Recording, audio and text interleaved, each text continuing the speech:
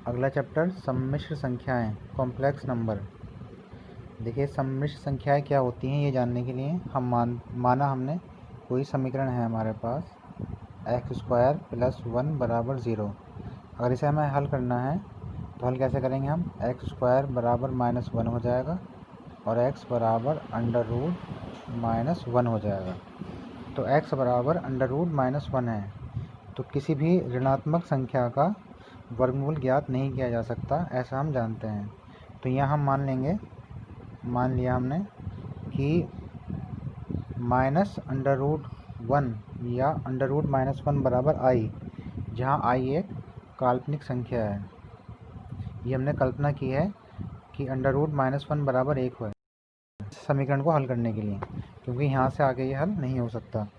तो इस हिसाब से अगर हम दोनों ओर का वर्ग कर दें तो i² = -1 हो जाएगा। तो समीकरण नंबर 1 में मान रखने पर, क्योंकि समीकरण 1 क्या है, x = √-1, तो √-1 का मान आया था i, तो x बराबर आ जाएगा i, ये गलत लिखी गई है लाइन, x = √-1, इसका मतलब हो गया x = i। इस लाइन को छोड़ दीजिए। क्योंकि हमने मान लिया है कि √-1 = i होता है, तो x = i के। ये इस समीकरण का हल हो गया। किस समीकरण का, x² + 1 = 0। हमारी समीकरण हल नहीं हो पा रही थी, तो इसलिए हमने कल्पना करा कि √-1 = i के होता है। जब ये हमने कल्पना कर ली तो ये समीकरण हमारी हल हो गई है और x का मान आ गया है i। ठीक है, अब देखेंगे कोई भी ऐसी संख्या जो a + ib की फॉर्म में होगी उसे हम सम्मिश्र संख्या कहेंगे। सम्मिश्र संख्या मतलब कॉम्प्लेक्स नंबर कहेंगे हर उस संख्या को जो a + ib के फॉर्म में होगी, जहाँ a व b वास्तविक संख्याएं होनी चाहिए। मतलब a और b में काल्पनिक संख्या नहीं होनी चाहिए। यदि a और b काल्पनिक वास्तविक संख्याएं हैं तो a + ib को हम सम्मिश्र संख्या कहेंगे, और इसे हम सम्मिश्र संख्या को हम z से व्यक्त करते हैं, अर्थात z = a + ib। इसका जो वास्तविक भाग होता है एक काल्पनिक भाग होता है। जिस पद में i जुड़ा हुआ होगा साथ में गुणा में, वो पद काल्पनिक भाग कहलाएगा, और जो पद z का i से स्वतंत्र होगा वो वास्तविक भाग कहलाएगा। तो वास्तविक भाग हो गया a, इसे हम दिखाते हैं REZ। RE का मतलब है रियल, वास्तविक, और काल्पनिक भाग हो गया है इसका b, क्योंकि i के साथ b है, इसे हम दिखाते हैं IMZ। IM का मतलब इमेजिनरी, अर्थात काल्पनिक। ठीक है, आगे बढ़ते हैं। अब हमें पता था कि z = a + ib, ये हमने फॉर्म ज्ञात करी है अभी कि सम्मिश्र संख्या की फॉर्म क्या होती है, a + ib होती है, और उसे z से व्यक्त करते हैं, अर्थात z = a + ib। तो बार z बराबर होता है a - ib। इस बार z को हम बोलते हैं z का संयुग्मी। मतलब अगर कोई हमारे पास सम्मिश्र संख्या z = a + ib है तो उसका जो संयुग्मी होगा वो बार z होगा, और बार z = a - ib होगा। संयुग्मी का मतलब ये होता है सम्मिश्र संख्याओं में कि जो भी i है उसका चिन्ह बदल जाएगा। अगर +i है तो -i हो जाएगा, और -i है तो +i हो जाएगा। इसे हम बोलते हैं संयुग्मी, बार z को। और एक होता है मॉड z। मॉड z अगर z = a + ib है या a - ib है तो मॉड z = √a² + b² होता है, इसे बोलते हैं मापांक। ठीक है, ये दो चीज़ें हो गई, एक संयुग्मी में i का चिन्ह बदलता है, एक होता है मापांक।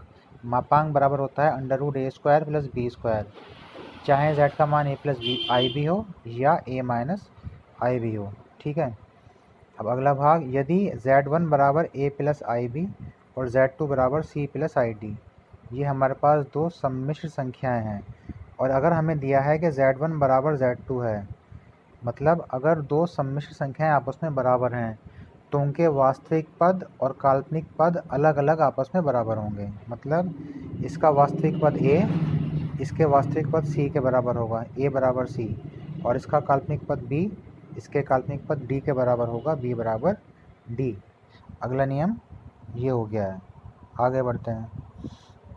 अब कुछ आवश्यक नियम है इसमें। यदि z बराबर a प्लस आई बी तो मॉड z बराबर अंडर रूट ए स्क्वायर प्लस बी स्क्वायर, अभी पीछे भी बताया था। दूसरा मॉड z1 z2 बराबर होता है mod z1 into mod z2।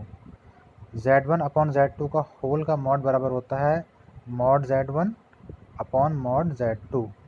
इसी प्रकार बार z1 z2 बराबर होता है बार z1 इंटू बार z2, और z1 प्लस माइनस z2 का होल का मॉड बराबर इनके अलग अलग मॉड के बराबर होता है, और यही नियम भाग में भी है। ठीक है, तो ये सारे हमारे नियम हैं, ये आप इसे पढ़ लेंगे और याद करेंगे क्योंकि ये नियम सवाल हल करने में काम आते हैं। एक बात और ध्यान दें, ये जो नियम है ये सारे नियम आपके मैथ में ही नहीं, ये फिज़िक्स में भी काम आएंगे। फिज़िक्स के कुछ चैप्टर होते हैं जिसमें ये कहीं कहीं फिज़िक्स में ये सारे नियम, ये सारे सूत्र काम कर जाते हैं, तो ये आपको अच्छे से याद करने हैं। अगला भाग है हमारा z का गुणात्मक प्रतिलोम। देखिए z का गुणात्मक प्रतिलोम जो है इसके दो सूत्र हैं। एक तो सीधा सीधा है, z का गुणात्मक प्रतिलोम बराबर होगा 1/z के, या बार z अपॉन मॉड z का होल स्क्वायर।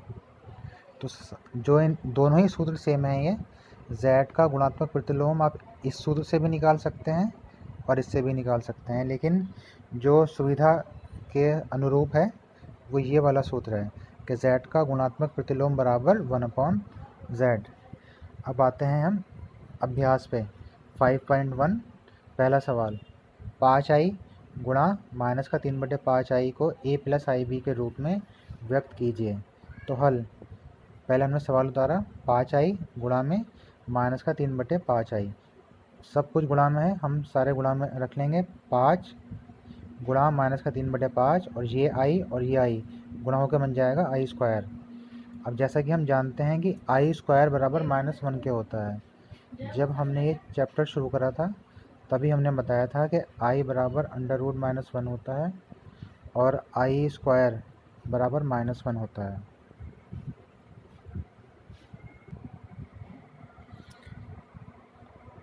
तो क्योंकि आई स्क्वायर बराबर -1 होता है तो इसमें हमने -1 प्लेस कर दिया है। 5 से हमारा 5 कट गया है, -3 गुणा -1, जब माइनस से माइनस गुणा होगी तो ये मिल जाएगा हमारा प्लस का 3। ये सवाल का उत्तर आ गया है, बहुत आसान सवाल है। आगे बढ़ते हैं। सवाल नंबर 2, आई की घात 9 और आई की घात 19। तो देखिए इसे तोड़ना कैसे है, मेन चीज़ तोड़ने की ये है, आई की घात 9 इसे हम लिखेंगे आई स्क्वायर की घात 4 गुणा आई। ऐसा इसलिए लिखा है कि आई की घात स्क्वायर की घात 4, तो 2 चौक 8 हो जाएगा, और जब इसमें हम एक और आई गुणा करेंगे तो आई की घात 9 बन जाएगा, जैसा कि हमने ये करा है। इसी तरह हम करेंगे आई की घात 19 को। तो आई की घात 19 को हम लिखेंगे आई की घात 19 बराबर आई स्क्वायर की घात 9, क्योंकि 9 दूनी 18, अब गुणा में आई, तो एक और आई हमने गुणा कर दिया तो ये हो गया आई की घात 19। तो हम जानते हैं आई स्क्वायर का मान -1 होता है, तो ये -1 हमने यहाँ प्लेस करा और -1 हमने इसमें भी प्लेस कर दिया है। तो यहाँ घात सम है तो -1 का +1 हो जाएगा, और यहाँ घात विषम है इसलिए -1 का -1 ही रहेगा। तो ये आई हो जाएगा और ये हो जाएगा माइनस का आई में से आई जाएगा 0, आंसर। अगला सवाल ये है 3 गुणा 7 प्लस i7 प्लस आई गुणा 7 प्लस i7, इसे हमें a प्लस आई बी के रूप में लिखना है। हल करेंगे, पहले ब्रैकेट खोलेंगे, 3 के 7 से गुणा होगी 21, फिर 3 के 7 से गुणा होगी 21, यहाँ साथ में आई भी है ये। अब यहाँ आई की गुणा होगी 7i, और यहाँ आई के आई से गुणा होगी तो 7i स्क्वायर। अब ये 21 और 21i और 7i 28i हो जाएगा, और आई स्क्वायर का मान -1 हो जाएगा। तो 21 प्लस 28i और ये गुणा होकर जाएगा -7, तो 21 में से 7 जाएंगे 14 और प्लस का 28i, ये हमारा उत्तर हो जाएगा। यहाँ एक बात ध्यान देने वाली ये भी है, वास्तविक पद का जोड़ना घटाना वास्तविक पद के साथ होगा और काल्पनिक पदों का जोड़ना घटाना काल्पनिक पदों के साथ होगा।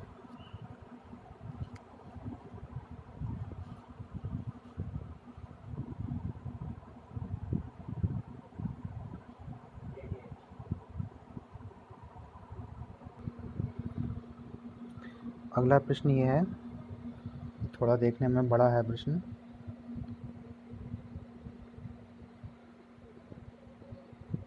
ये बड़े ब्रैकेट के अंदर ये है 1/3 प्लस आई 7/3 प्लस 4 प्लस आई 1/3 माइनस, फिर आगे छोटे ब्रैकेट में है माइनस का 4/3 प्लस आई।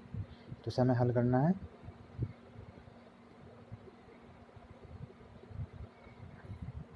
हम क्या करेंगे, पहले सभी ब्रैकेट हम खोल देंगे, तो ये सब ऐसे का ऐसा ही रहेगा। ये हम यहाँ बाहर प्लस है तो चिन्ह नहीं बदलेंगे, ये भी ऐसे का ऐसे ही रहेगा। लेकिन इस ब्रैकेट के बाहर माइनस है, तो जब इसे हम खोलेंगे तो इसके चिन्ह बदल जाएंगे, 4/3 प्लस का हो जाएगा और आई माइनस का हो जाएगा। अब मैंने बताया था जो प्लस माइनस होती है ये वास्तविक पद वास्तविक के साथ जुड़ते हैं और काल्पनिक पद काल्पनिक के साथ। तो हमने वास्तविक पद सारे अलग कर लिए हैं देखिए, और काल्पनिक पद सारे अलग कर लिए हैं, मतलब आई वाले पद सब अलग कर लिए हैं और उनमें हमने आई को कॉमन ले लिया है। इसका एलसीएम भी 3 आगे आएगा, इसका एलसीएम भी 3 आएगा, इसे हम हल कर लेंगे। सब जानते हैं एलसीएम लेके हल करना। तो ये आपका मिल जाएगा 17/3 प्लस का 5/3 आई, या हम आई को शुरू में भी रख सकते हैं, तो 17/3 प्लस आई 5/3 ए प्लस आई बी के फॉर्म में। अगला प्रश्न है 1 माइनस आई की होल की पावर 4। अब देखिए हमने क्या करा है, इसे हमने तोड़ लिया है, हमने घात 4 को 2 गुणा 2 कर दिया है, यानी 1 माइनस आई का स्क्वायर और फिर पूरे का होल स्क्वायर।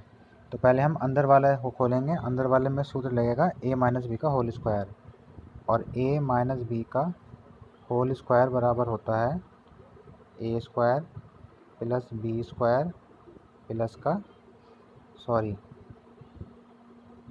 माइनस का 2ab। ये सूत्र होता है a माइनस बी का होल स्क्वायर। तो इसके हिसाब से हम खोलेंगे इसे 1 माइनस आई का होल स्क्वायर, बाहर वाला स्क्वायर लगा रहेगा, तो a square plus b square minus का 2ab, ये स्क्वायर बाहर वाला ऐसे का ऐसे ही लगा रहेगा। तो हम जानते हैं कि आई स्क्वायर बराबर -1 होता है, तो ये 1 - 1 हो जाएगा, ये ऐसे ही रहेगा, 1 से 1 कैंसिल हो जाएगा, तो बचेगा माइनस का 2i, और ऊपर इस पे होल स्क्वायर लगा है, तो -2 का स्क्वायर 4 हो जाएगा और आई का स्क्वायर आई स्क्वायर हो जाएगा। अब पुनः आई स्क्वायर बराबर -1, तो उत्तर आ जाएगा -4। प्रश्न नंबर 9, इसमें देखिए पूरे पे होल क्यूब लगा है, ये 1/3 प्लस 3i और होल का क्यूब। तो यहाँ हम सूत्र लगाएंगे a प्लस बी का होल क्यूब। अब हमें पता है कि a प्लस बी का होल क्यूब जो होता है ये बराबर होता है a cube plus b cube plus 3a square b plus 3ab square. ये a प्लस बी का होल क्यूब होता है, a cube plus b cube plus 3a square b plus 3ab square. तो इस हिसाब से हमें खोलना है, तो देखिए a cube plus b cube plus 3a square b plus 3ab square. यहाँ a की जगह 1/3 है और b की जगह 3i है, तो ये हमने इसे हल करेंगे। 1/3 का क्यूब 1/27, ये 27i क्यूब हो जाएगा। इसी प्रकार आगे की संख्याएं हम गुणा भाग करके वर्ग करके हल कर लेंगे इसे।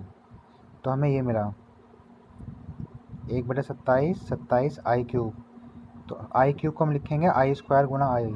क्यों? क्योंकि हमारे पास आई स्क्वायर का मान है। यहाँ 3 3 9 और 9 से 9 कट जाएगा, यहाँ केवल आई बचेगा, और यहाँ 3 से 3 कट जाएगा, 9i स्क्वायर। अब क्या करेंगे, 1/27, यहाँ जो ये वाला आई स्क्वायर है इसकी जगह हम रखेंगे -1, तो ये हो जाएगा आपका माइनस का 27i, ये प्लस आई ऐसे ही रहेगा, और ये हो जाएगा माइनस का 9, क्योंकि आई स्क्वायर का मान -1। तो देखिए वास्तविक पद एक साथ 1/27 और माइनस का 9 एक साथ, और काल्पनिक पद -27i और प्लस का i, तो यहाँ बचेगा माइनस का 26i। तो 1/27 -9 करेंगे एलसीएम लेके, जब इसे हल करेंगे तो हमारा उत्तर आएगा माइनस का 242/27 और माइनस का 26i। ये हमारा उत्तर हो गया a प्लस आई बी के फॉर्म में। अगला प्रश्न है √5 प्लस 3i का गुणात्मक प्रतिलोम। तो मैंने बताया था गुणात्मक प्रतिलोम निकालने का सबसे आसान तरीका है z का गुणात्मक प्रतिलोम 1/z होता है।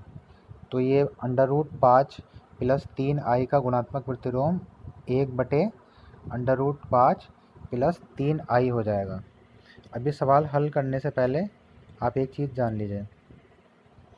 अगर आपका कोई संख्या इस प्रकार है कि b/a प्लस ib, तो देखिए जब इसे हमें हल करना है तो बटे में कभी भी i वाला पद नहीं आना चाहिए। मतलब बटे में कभी भी सम्मिश्र संख्या या काल्पनिक संख्या नहीं होनी चाहिए। बटे में हमेशा वास्तविक संख्या रहनी चाहिए। हर हमेशा वास्तविक होना चाहिए, तब उसे सरल रूप माना जाएगा। तो हमें क्या करना है, हमें नीचे से सम्मिश्र संख्या को हटाना होता है। तो इसे हटाने का तरीका ये है, इसमें हम ऊपर नीचे सम्मिश्र संख्या के संयुग्मी से गुणा कर देते हैं। तो a प्लस आई बी का संयुग्मी होगा a माइनस आई बी। तो a माइनस आई बी से ऊपर नीचे गुणा हो जाएगी। ये तरीका होता है हल करने का, अगर बटे में सम्मिश्र संख्या आ रही है तो। एक तो ये पॉइंट है इसका।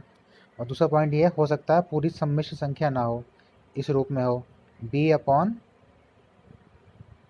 यहाँ मान लिया सी आई हो खाली।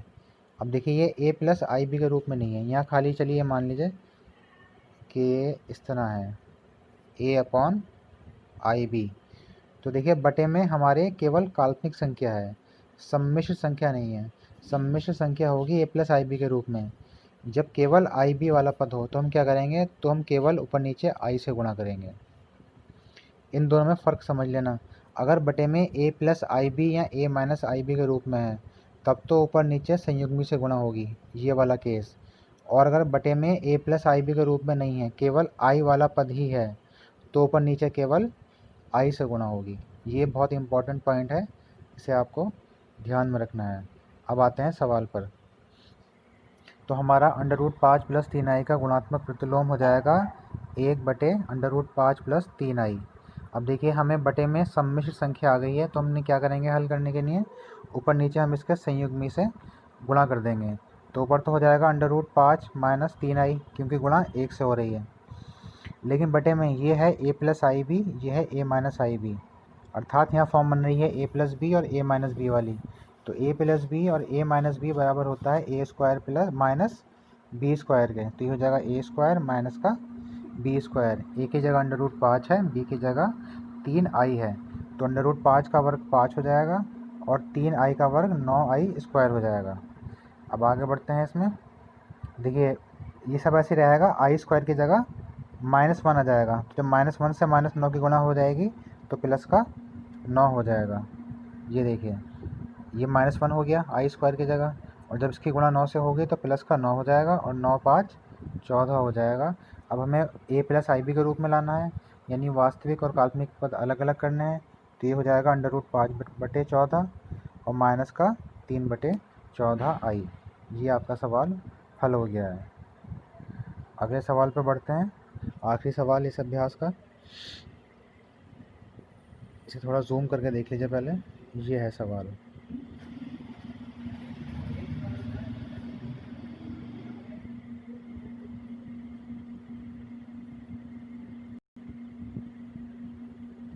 ये सवाल है हमारे पास, देखिए ये पूरा सवाल है।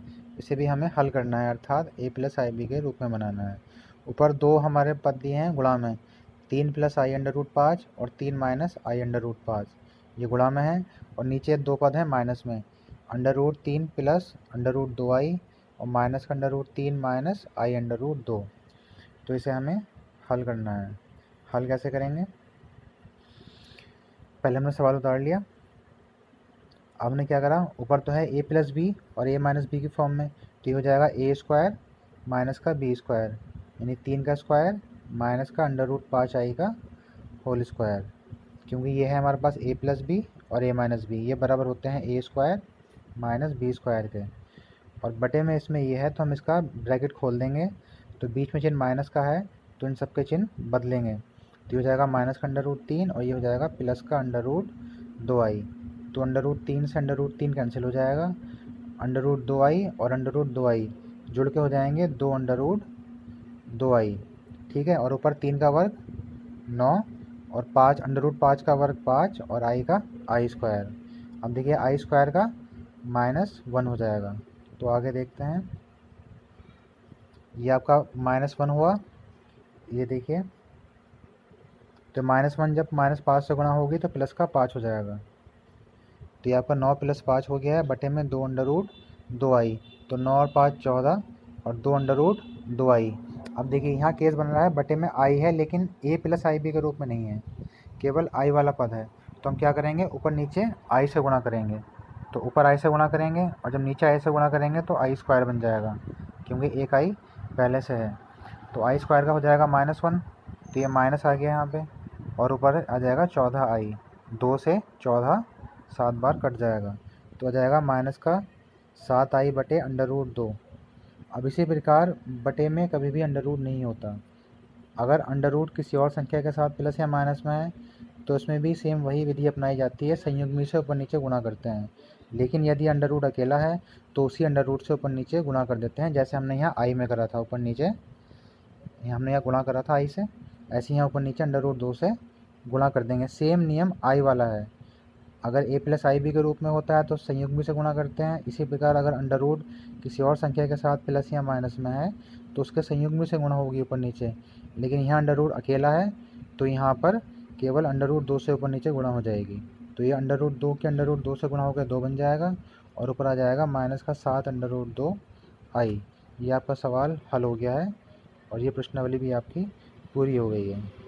Thank you.